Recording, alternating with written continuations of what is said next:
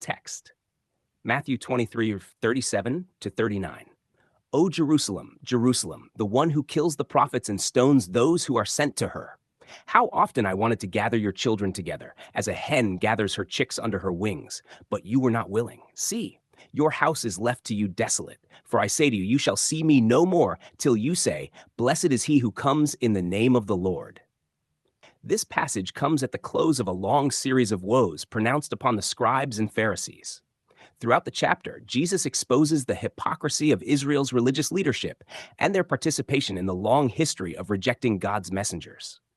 Matthew 23 reaches its climax with this lament over Jerusalem, the covenant city that had repeatedly resisted the voice of God.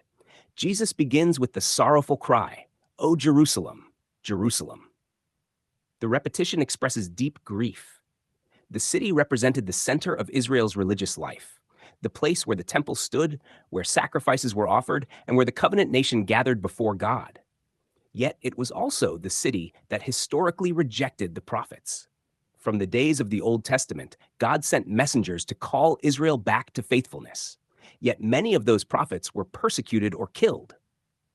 He summarizes that tragic history when he says, the one who kills the prophets and stones those who are sent to her.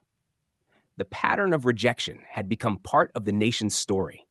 Stephen would later repeat this same indictment, saying that Israel had persecuted the prophets who foretold the coming of the righteous one.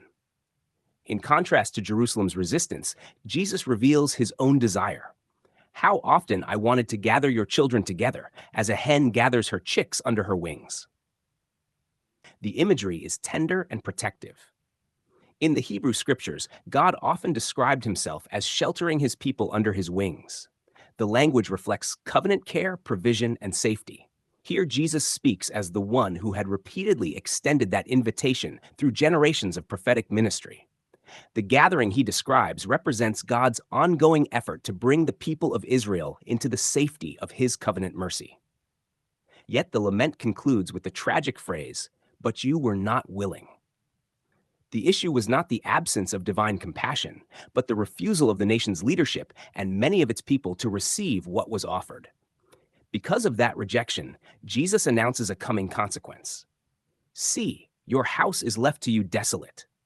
The house refers to the temple and the entire system centered around it. The temple stood as the heart of Israel's old covenant worship, its sacrifices, priesthood, and rituals. Yet the rejection of the Messiah meant that the structure representing that covenant would soon stand abandoned. This declaration echoes earlier prophetic warnings. Jeremiah once stood in the temple courts and warned that the house called by God's name would become desolate because of Israel's unfaithfulness. Jesus now declares that the same fate awaited the temple of his generation. The statement marks a turning point in redemptive history. The religious system centered on the temple had served its purpose, pointing forward to the coming Messiah. With his arrival, the reality to which those symbols pointed had come. The sacrifices, priesthood, and rituals found their fulfillment in him. Jesus then says, For I say to you, you shall see me no more till you say, Blessed is he who comes in the name of the Lord. This quotation comes from Psalm 118, a messianic psalm often sung during Passover. The phrase had already been shouted by the crowds during Jesus' triumphal entry into Jerusalem. Here, however, it points beyond that moment to a future recognition of his authority. The generation that rejected him would soon experience the consequences of that rejection. Yet the words also reflect the ultimate vindication of the one they refused. The Messiah would be acknowledged as the one sent in the name of the Lord. In this lament, Jesus reveals both the tragedy of Israel's resistance and the certainty of God's unfolding plan. The covenant system centered in Jerusalem had reached its appointed conclusion.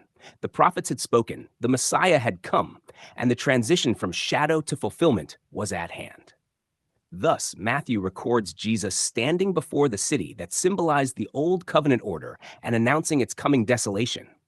The rejection of the Son would bring the closing of that chapter in Israel's history, while the work he accomplished would establish the reality toward which the entire system had always pointed.